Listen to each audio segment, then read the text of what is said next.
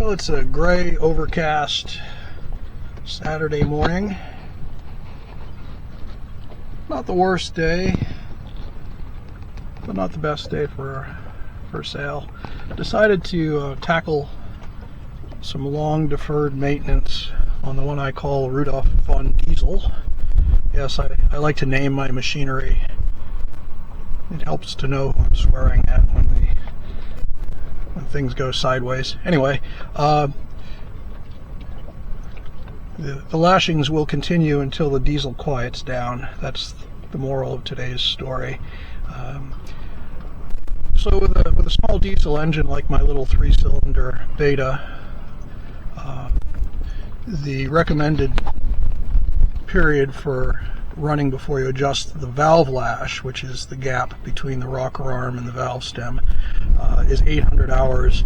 I've pushed a little past that, but I noticed not long after that the engine started developing a sort of an annoying tendency to tap louder at certain RPMs, and also noticed that it changes as far as where those RPMs exactly are with whether the engine is cold or warm.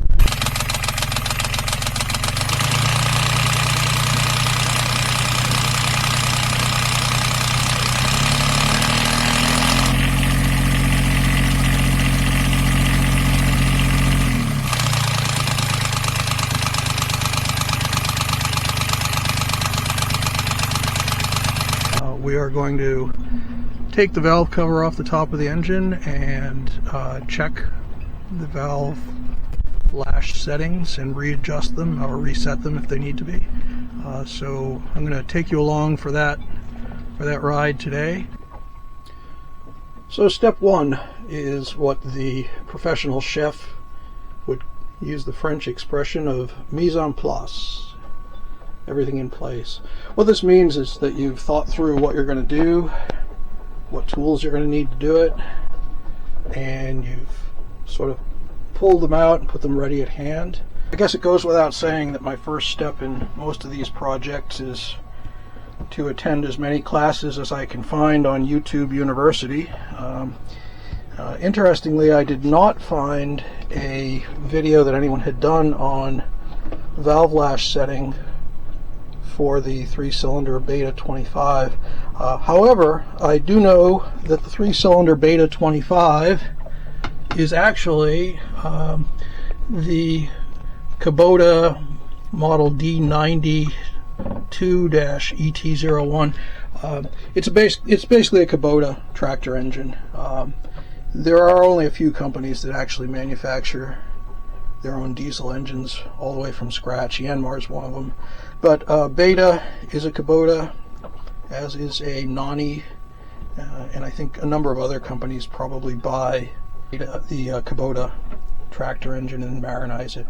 So I've gone through and I've sort of studied what I want to do here and how to determine how to get that done. But one of the first things you need to do is determine what the proper specs for your engine are. And thankfully, Kubota have done us the favor of actually putting that right on the nameplate.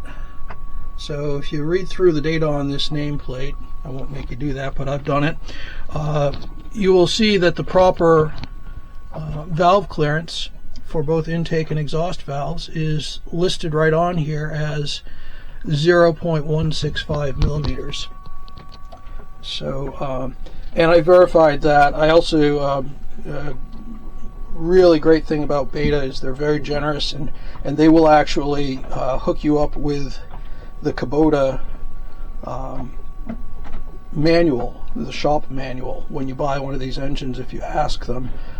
Most manufacturers would be afraid to do that, thinking that you are trying to do an end run. It's simply that there are going to be times and places where you don't have access to information from Beta that you could get from Kubota, and this is one of those. So the Kubota manual for this engine specs that the range of valve gap is between 0.145 and 0.185. which puts 0.165 millimeter clearance right smack in the middle. So that's what we're going to shoot for. There are some things I'm not certain about in pulling this apart. So this is the valve cover, and we are going to unbolt and lift that. Now, if you were doing this the approved shop way, you would probably disassemble a whole lot, like the seawater cooling pipe would for sure come off. Underneath here is the glow plug rail. It would probably be recommended to remove that. We're going to try and do a couple of shortcuts here where those stay in place, and I think it's going to work just fine, but stay tuned. So first step here is to disconnect a couple of things and get them out of the way, including the expansion tank hose for the secondary cooling or antifreeze loop. So we will pull that back out of the way.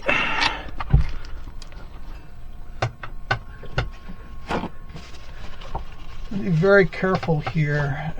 Normally I would not do this procedure until just before I was going to do a scheduled oil change, and the reason for that is that you're kind of doing open heart surgery here. You're going to open the top of the engine up, and anything that falls in that you don't remove is going to get pulled into your oil pan and could potentially cause a blockage in a small oil gallery. So you want to be very clean here.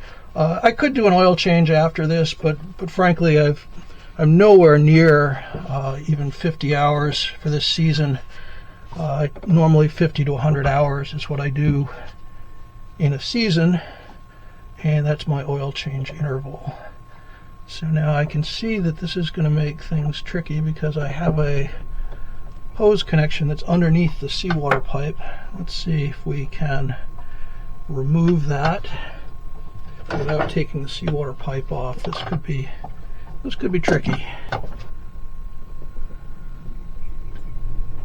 Well, that wasn't as hard as I expected, but you note that I did it off camera just to make sure the expletives were deleted. Okay, so the valve cover is now free, other than its 4 holding bolts, and the next thing I'm going to do is get in here with a vacuum cleaner and clean the whole area on top of the engine head and try and suck out every last flake of debris that might otherwise end up falling into the cylinder head.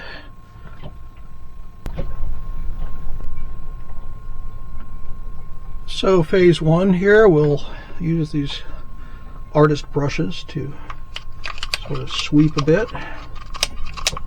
Just try and push everything out of the way. So this next phase is one I think Rube Goldberg would be proud of. We are going to use some electrical tape and a little piece of hose and attach those to the end of the shop vac fitting, and we're going to use that to try and pull any debris out of the area around the valve cover before I pull it off. It's going to get a little noisy, so we'll maybe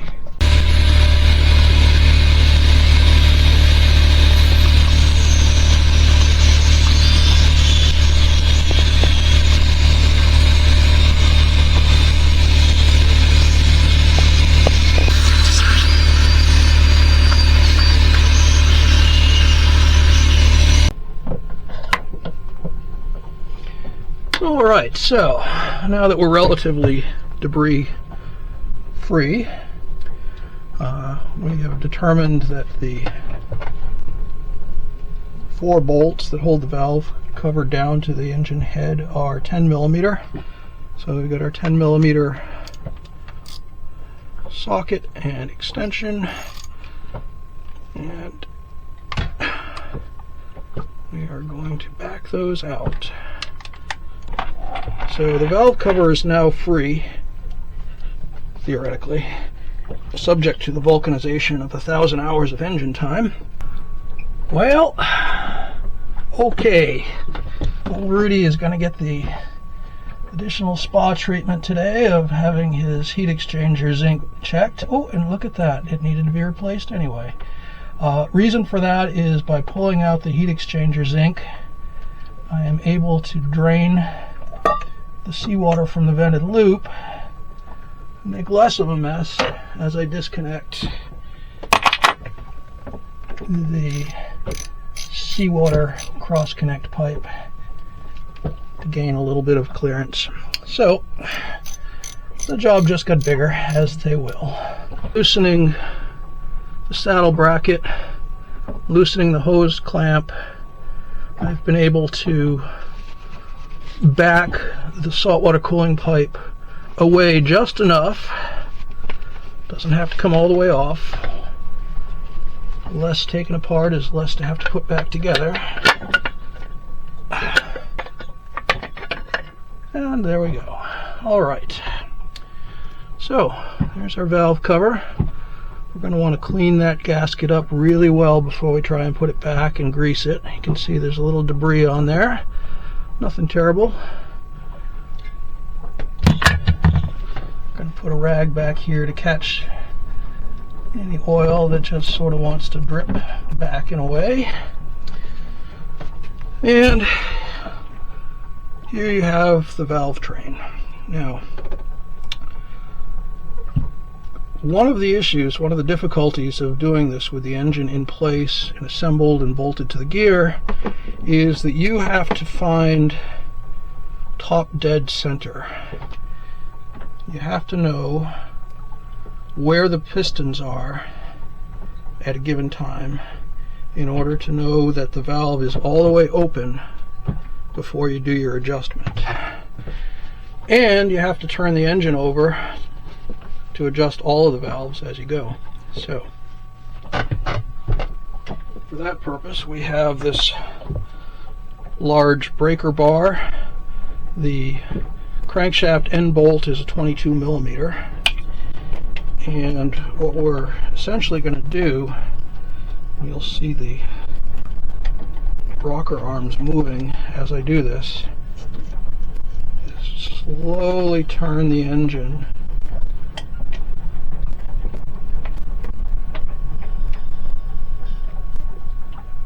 now. The wisdom here, gleaned from YouTube University,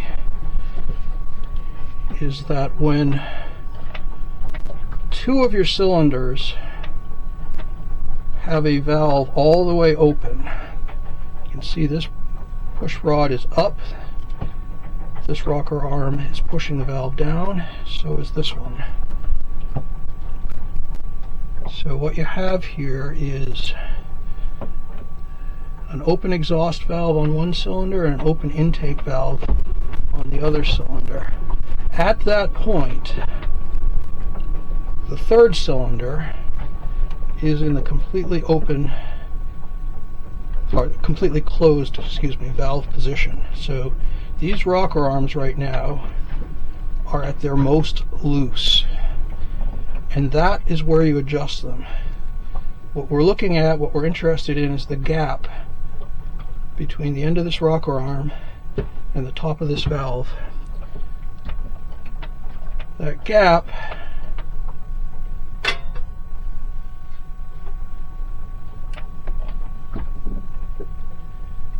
is adjusted by these grub screws and lock nuts.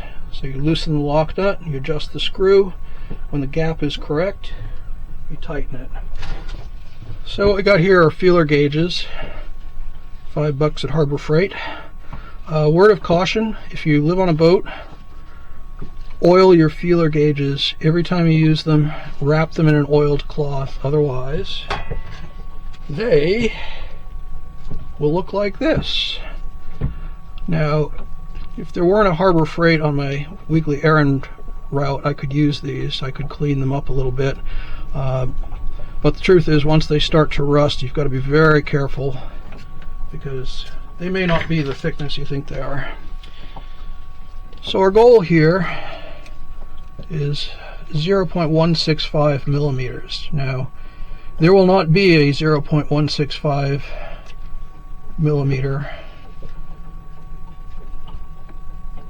shim in your set, more than likely.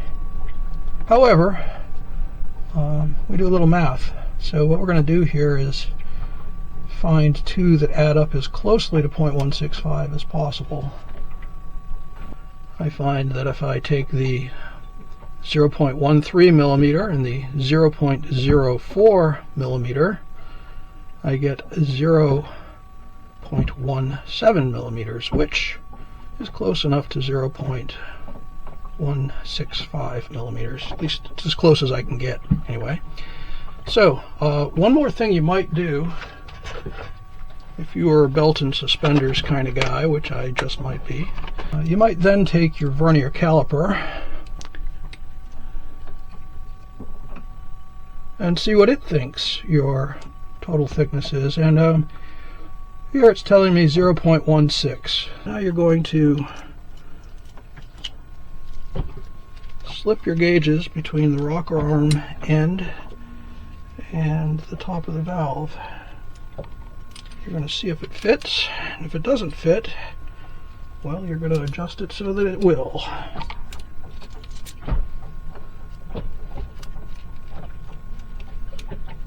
That is rather tight, I must say.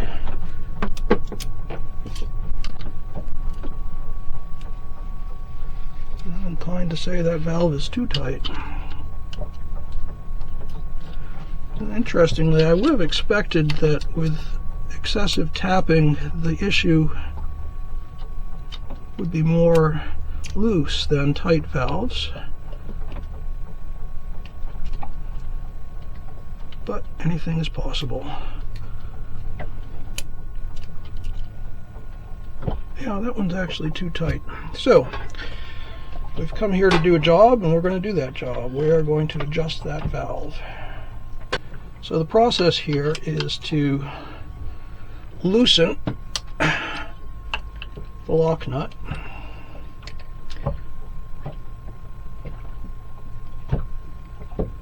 Back off the adjustment screw.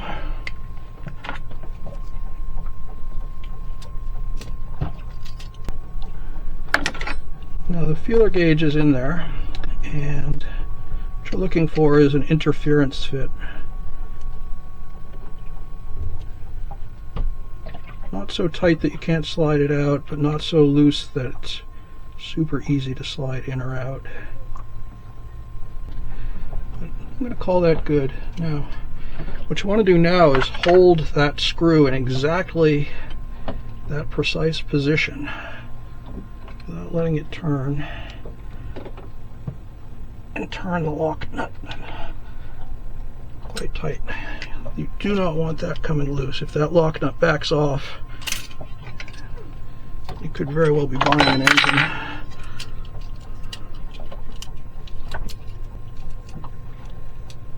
Okay, so I'm happy with that one. I can feel some friction, but I can get the gauge in and I can slide it back out. So we're going to call number 1 cylinder exhaust valve done. Secure the lock nut. Verify the gap. We're good. I'm going to just go from cylinder 1 to 2 to 3, and then of course we're going to go back through the whole process and check everything. So now I'm turning the engine over slowly, and I'm repeating the same process where I want the number 1 and the number 3 cylinder to have one valve each fully pressed open. Yep, and I've just gone past it, and those rockers start to go the other way when you go beyond.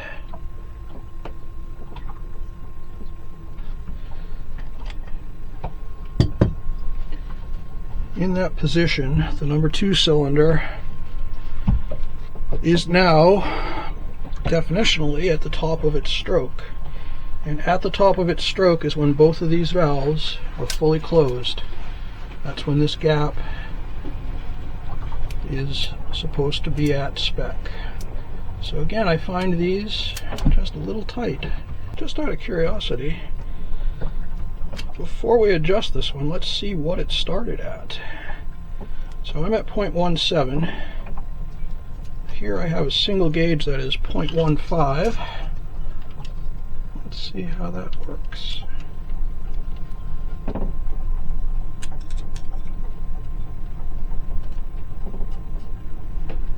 A little tight on 0.15. I'm inclined to think that if I did not adjust these,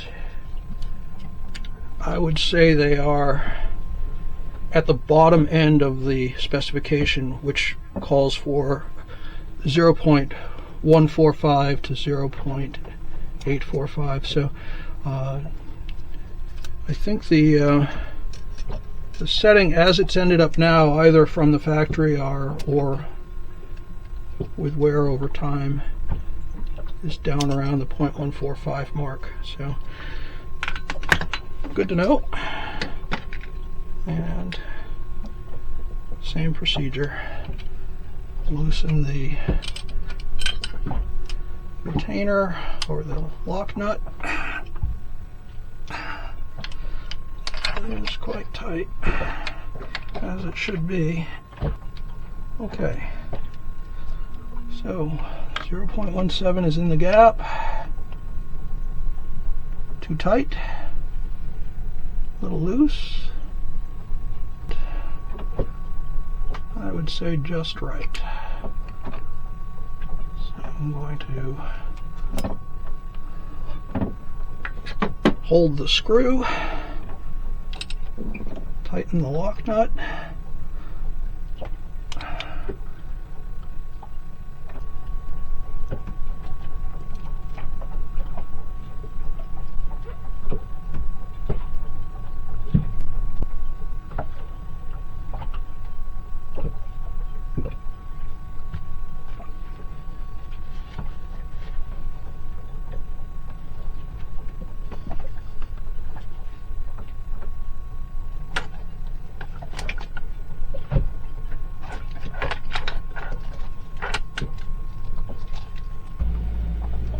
And we're closing in on the home stretch here. This is the last one.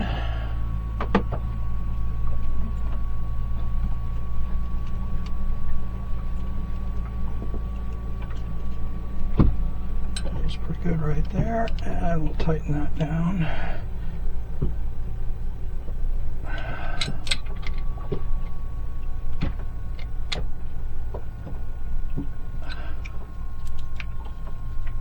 Good. And through the miracle of start and stop video, I have now gone over, spun the engine through a couple of rotations, checked each clearance 3 times, checked all of the tightness of the lock nuts 3 times, and I'm confident that we are now set on our valve gap within spec. I've cleaned all the debris off the engine head. I have cleaned out the inside of the valve cover here, and I'm just applying a light coat of grease, super lube is what I like, to the gasket. Always good practice. Prep that to put it back in place.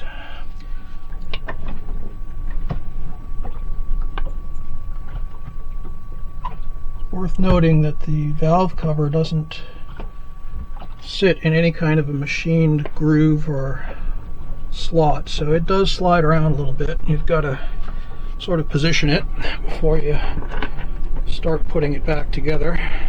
We're now in the reassembly phase, which is always good.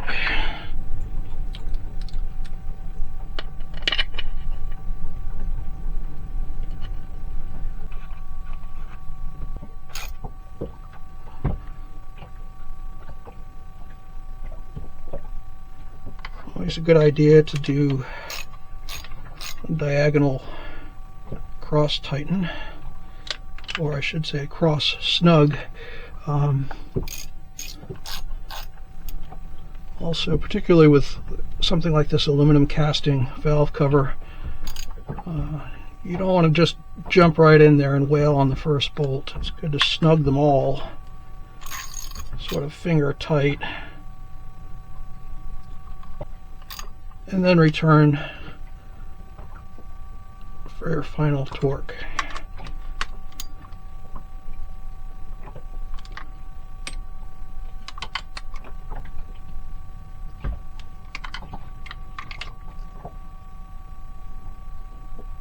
Okay, valve cover is reinstalled. Now the fiddly bits, like the crankcase breather hose. Okay, the breather hose is in, reassembled. Now the seawater cooling hose needs to go back in.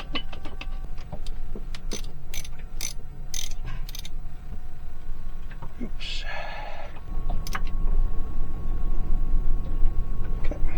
One of the things I like to do whenever I'm doing a connection like this that's hard to see when the engine's running, seawater connection, wrap a dry paper towel around it. And then when you do your test start, come back, your paper towel stays dry, you did it right. If not, take two.